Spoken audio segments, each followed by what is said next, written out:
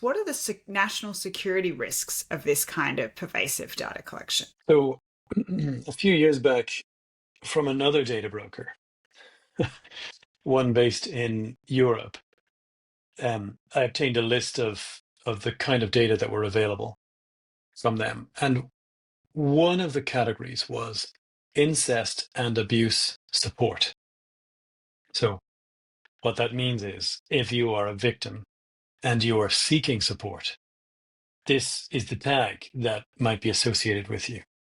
And uh, I didn't get the data about the people, just to be clear. I don't know who the people are. But what was on offer was data about 200 Irish people. I was curious about this country that I'm in now. 200 Irish people who had been, by the tracking industry, tagged with that tag. And that particular tag, by the way, that's an official industry tag. They've now removed it after we blew it up in the press. But that was an IAB tag. IAB is the tracking industry's trade body. They are responsible for this entire mess. Now, if you can tell that someone needs support for incest and abuse victimization,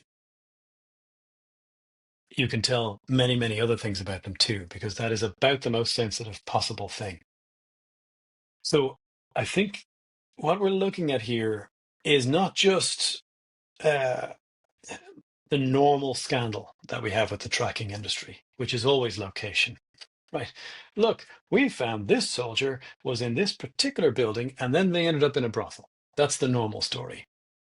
This story is we found this particular senior official's buttons and we know how to push them.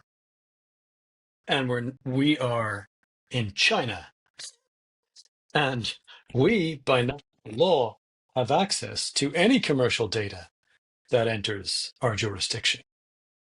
So what we're talking about is a gusher of Australians' secrets, and this applies elsewhere in the world too, going out to all and sundry without any restriction.